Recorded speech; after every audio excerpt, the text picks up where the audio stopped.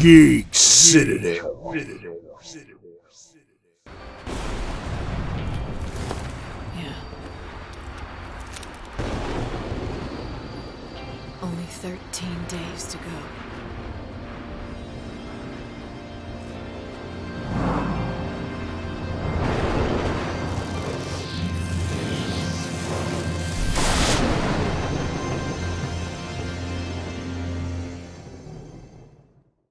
Lightning returns after a deep sleep, 500 years to be exact, and she's quickly given the role of the savior of mankind. God has stopped the aging process of humans for centuries, but now, in 13 days, he will return and start the world anew. Lightning is tasked with retrieving the souls of as many remaining humans as possible. In exchange, she will be able to see her sister Sarah again. Oh right, Hope is not only a records manager on the Ark, but he's returned to his child form from Final Fantasy XIII for some reason. I'm not even going to pretend like I understand what this game is trying to achieve with this storyline. Over the course of 500 years, everyone that Lightning has ever known has turned into a madman. Snow is now power hungry and filled with angst. Damn you, Lightning! What's it gonna be?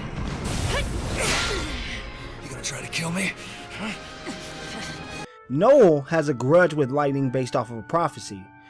We don't make the prophecies. They are what they are. And the future happens whether we want it to or not. You're going to try to destroy the world, and I'm going to stop you.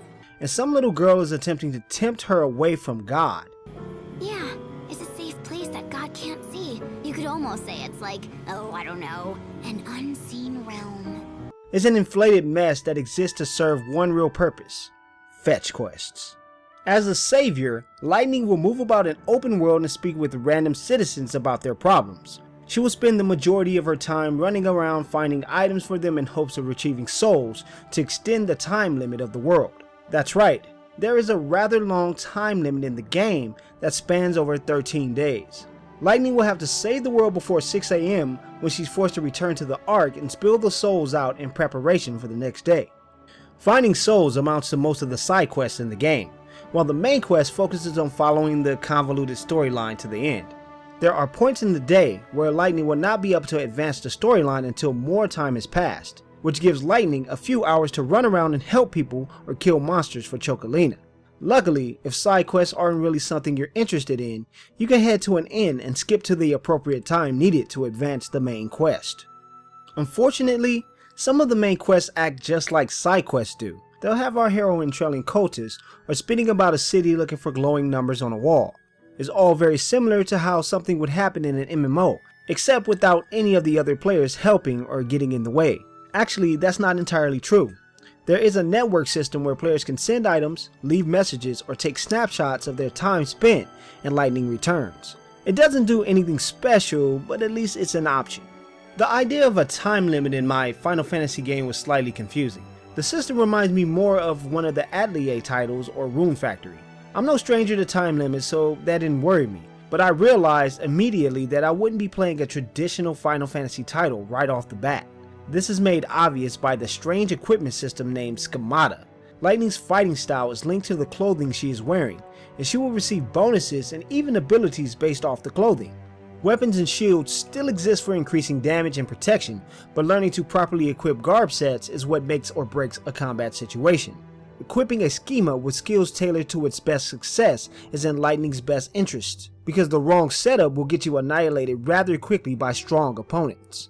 Now, combat in Lightning Returns is different, and almost alienating from what people have come to expect from previous titles. It functions like an action-oriented RPG, but features none of the quirks from them. Players are placed in an arena when fighting enemies, and hold down buttons to string together attacks until the ATB bar is empty. Once the ATB is depleted, players will use the L1 and R1 buttons to switch to a different garb and a new power set. Combat in Lightning Returns is all about learning the weaknesses of opponents and staggering them into submission. Battles are either too short or much too long, at least until you've gained more powerful abilities. My problem with the combat system is that it was just plain boring. I didn't get why I was holding down buttons to make my attack or guard or anything else the game threw at me. I wanted it to be a bit more like the Tales series and allow me to get down and dirty, but unfortunately it took all the fun out of my hands and went for the cinematic approach. You know what? Real talk right now. Off the script, this has to be the worst RPG fighting system I have ever played in my life. And I was so bored. I don't know what they were thinking when they did this. They just released Bravely Default and now they have this JRPG thing going on. So I hope they go back to that, because right now, no, don't ever, do this again, Square. Are you listening to me? Never do this again. This combat system is atrocious. It's a good thing that a majority of this title looks visually appealing, but some of the environments themselves are drab and uneventful. There are some areas with a fantastic sense of design, but then there are others that are just downright ugly. I have a mixed opinion about the NPCs. I feel that the variety of clothes they wear helps them to look different from the last one.